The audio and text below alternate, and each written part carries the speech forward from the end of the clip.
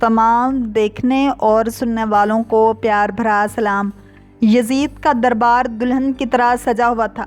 سنہری کرسیوں پر مملکت اسلامی کے نامور افراد، فوجی سردار، اعلیٰ حکام، مختلف صوبوں کے گورنر، تاجر، قاضی، محدث، خطیب، مذہبی رہنما، شاعر، دوسرے ملکوں کے سفارتی نمائندے اور مختلف قبیلوں کے سردار بڑی شان و شوکت کے ساتھ براجمان تھے۔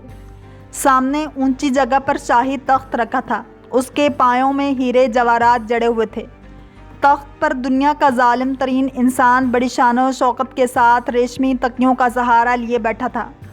اس کے خبیث چہرے پر بے پناہ خوشی تھی اور سور جیسے گلے میں سونے کی موٹی زنجیر اور ہاتھوں میں جواہرات جڑے ہوئے سونے کے کنگن تھے۔ شراب کے نشے سے اس کی آنکھیں نشیلی ہو رہی تھیں، لیکن وہ مکمل ہوش و حواس میں تھا۔ اس نے حکم دیا کہ باغیوں کے سر اس کے سامنے پیش کیے جائیں اور قیدیوں کو ابھی دربار کے باہر کھڑا رکھا جائے۔ یزید کے حکم پر غلاموں کا ایک گروہ سروں کو لیے اندر داخل ہوا۔ ان کے ہاتھوں میں سونے اور چاندی کے تھال تھے۔ ان حبشی غلاموں کے آگے ایک انتہائی مکروہ شکل کا لمبا تڑنگا آدمی چل رہا تھا۔ اس کا رنگ کالا، ناک چپٹی مگر لمبی، آنکھیں اندر کو دسی ہوئیں، چہرے پر برس کے سفید داغ تھے اور سامنے کے 2 دانت آگے نکلے ہوئے تھے۔ وہ یزید کے سامنے خوشامدانہ نظروں سے دیکھتا ہوا آگے بڑھ رہا تھا۔ اس کے ہاتھوں میں ایک تھال تھا جس میں نواسہ رسول صلی اللہ علیہ وسلم کا خون میں ڈوبا ہوا سر مبارک رکھا تھا۔ کتے کی شکل والا یہ انسان شمر ذوالجوشن ملعون تھا۔ شمر ملعون کا اصل نام شرجیل اور کنیت ابو صابغہ تھی۔ یہ بنی کلاب کے قبیلے سے تعلق رکھتا تھا۔ کوفہ میں اسے بڑا بہادر اور جنگجو انسان سمجھا جاتا تھا۔ اس ملعون کا باپ ذوالجوشن تھا۔ ایران کے ایک بادشاہ نے اسے ایک زرہ انعام میں دی تھی، جس کی وجہ سے وہ ذوالجوشن زرہ والا مشہور ہو گیا تھا۔ شمر حرامی کی ماں ایک روز اپنے گھر سے صحرا کی طرف نکلی۔ راستے میں اسے سخت پیاس لگنے لگی۔ اس نے چرواہے سے پانی مانگا۔ چرواہے نے پانی کے بدلے اس کا جسم طلب کیا۔ ان دونوں کے فعل حرام سے یہ حرامی بچہ پیدا ہوا۔ یہ ملعون جنگ صفین میں امام علی ابن ابی طالب علیہ السلام کی فوج میں شامل تھا، لیکن بعد میں منحرف ہو گیا۔ امیر المومنین علی ابن ابی طالب علیہ السلام کے جلیل القدر ساتھی حجر بن عدی کے خلاف اسی نے گواہی دی تھی، اس لیے جناب عدی کا خون بہانے میں اس کا بھی حصہ تھا۔ ام البنین اور شمر دونوں ہی بنی کلاب کے قبیلہ سے تعلق رکھتے ہیں اور دونوں کا ہی شجرہ چند واسطوں سے کلاب تک پہنچتا ہے۔ کلاب کے 11 بیٹے تھے، جن 11 بیٹوں میں سے ایک کا نام کعب بن کلاب اور دوسرے کا نام ذباب بن کلاب تھا۔ جناب ام البنین کعب بن کلاب کی نسل سے ہیں۔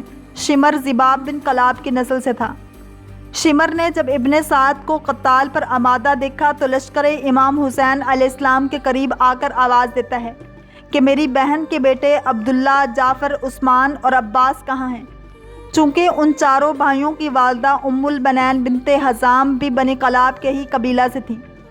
امام حسین علیہ السلام نے جب اس کی آواز کو سنا تو ام البنین کی اولاد یعنی اپنے بھائیوں سے فرمایا، اس کا جواب دو، بھلے ہی وہ فاسق ہے لیکن کیونکہ وہ تمہارے ساتھ قرابت اور رشتہ داری بھی رکھتا ہے۔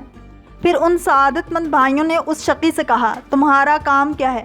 تب اس ملعون نے کہا، اے میری بہن کے بیٹو، تم سب بھائی امان میں ہو، اپنے بھائی حسین علیہ السلام کے ساتھ جنگ میں شرکت مت کرو، بلکہ اپنے بھائی سے جدا ہو جاؤ اور اپنا سر امیر یزید ملعون کے سامنے اطاعت کے لیے جھکا دو۔ حضرت ام البنین کا شمر ذوالجوشن سے کوئی قریبی رشتہ داری ہرگز نہیں تھی، بلکہ قدیم قبیلہ کے رسم و رواج کے مطابق دور کی بھی رشتہ داری کا پاس و لحاظ ظاہر داری کے طور پر کیا کرتے تھے، اور یہ فریب کارانہ باتیں کر کے شمر یہی چاہتا تھا کہ امام حسین علیہ السلام کی حمایت کرنے والے اہم ترین ستون ام البنین کے اولاد ہی تھے، تاکہ ان برادران کی حمایت کو بنی امیہ کی طرف موڑ سکے۔ لیکن حضرت عباس علمدار نے بھی دندان شکن جواب دیتے ہوئے فرمایا، تیرے دونوں ہاتھ ٹوٹ جائیں اور تیری امان پر خداوند عالم کی لعنت ہے۔ دشمن خدا تو ہمیں حکم دے گا کہ اس بات پر کہ اپنے بھائی اور سردار امام حسین علیہ السلام کو ہم بے جارو مددگار تنہا چھوڑ دیں، اور پھر ہم ملائن بن ملائن کی اطاعت میں سر تسلیم خم کرتے ہوئے داخل ہو جائیں۔ عاشور کی صبح ذرا دیر کو امام حسین علیہ السلام کی آنکھ لگی تھی کہ اگلے ہی لمحے آپ علیہ السلام نے آنکھیں کھول دیں۔ اس وقت آپ علیہ السلام نے اپنی بہن سے فرمایا، میں نے ابھی ابھی خواب دیکھا ہے کہ بہت سے کتوں نے مجھ پر حملہ کر دیا ہے۔ ان میں سے ایک کتا جس کا رنگ سفید اور کالا ہے مجھے پھاڑ کھانے کو ہر طرف سے مجھ پر حملہ آور ہو رہا ہے۔ سفید اور سیاہ رنگ کا یہ کتا شمر ذوالجوشن ملعون تھا، جس نے سجدہ کی حالت میں نواسہ رسول صلی اللہ علیہ وآلہ وسلم کا سر خنجر سے کاٹا تھا۔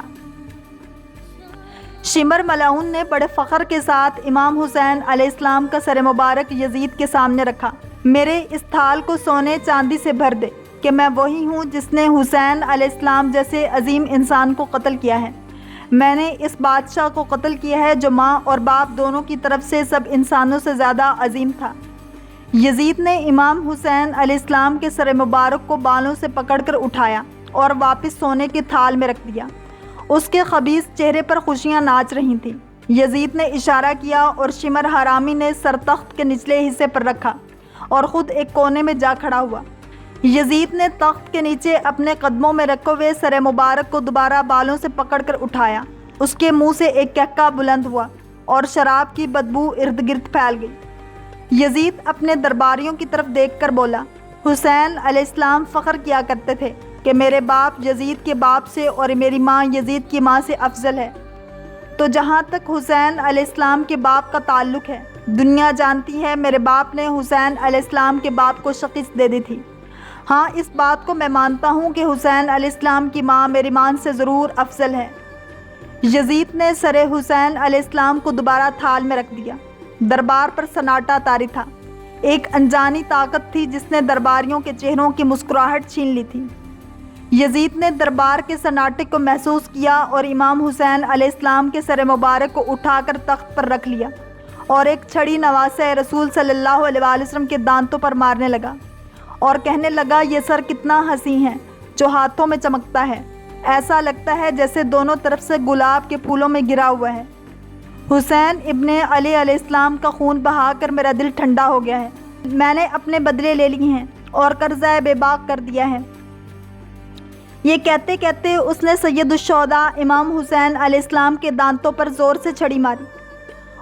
اس وقت دربار یزید میں بہت سارے ایسے صحابہ کرام بیٹھے تھے جنہوں نے رسول اللہ صلی اللہ علیہ وآلہ وسلم کا زمانہ مبارک دیکھا تھا کہ رسول اللہ صلی اللہ علیہ وآلہ وسلم امام حسن و حسین علیہ السلام سے کس قدر محبت کرتے تھے اور اپنے جسم کا ٹکڑا کہا کرتے تھے، ان لوگوں سے چھڑی ہٹا لو، اللہ تعالیٰ کی قسم جس کے سوا کوئی معبود نہیں، میں نے اپنی آنکھوں سے دیکھا ہے کہ رسول اللہ صلی اللہ علیہ وآلہ وسلم ان ہونٹوں پر اپنے ہونٹ رکھتے تھے۔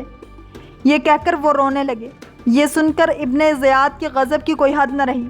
بولا، اللہ تعالیٰ دونوں آنکھیں رلائے، واللہ اگر تو بوڑھا ہو کر سٹھیا نہ گیا ہوتا اور تیری عقل ماری نہ گئی ہوتی تو میں تیری گردن اڑا دیتا۔ یہ دیکھ کر زیاد بن ارقم مجلس سے اٹھتے ہوئے کہہ گئے، اے لوگو، آج کے بعد تم غلام بن گئے ہو، کیونکہ تم نے فاطمہ بنت محمد صلی اللہ علیہ وآلہ وسلم کے لخت جگر کو قتل اور ابن زیاد کو اپنا حاکم بنایا جو تمہارے نیک لوگوں کو قتل کرتا اور شریروں کو نوازتا ہے۔ اللہ کریم ہم سب کو دین اسلام کی پیروی کرنے والا اور عشق مصطفیٰ صلی اللہ علیہ وآلہ وسلم نصیب فرمائے۔ اگر آپ کو یہ ویڈیو پسند آئی ہے تو لائک، شیئر اور سبسکرائب کرنا مت بھولیے تاکہ ایسی ہی اسلامک انفارمیٹیو ویڈیوز آپ تک پہنچتی رہیں۔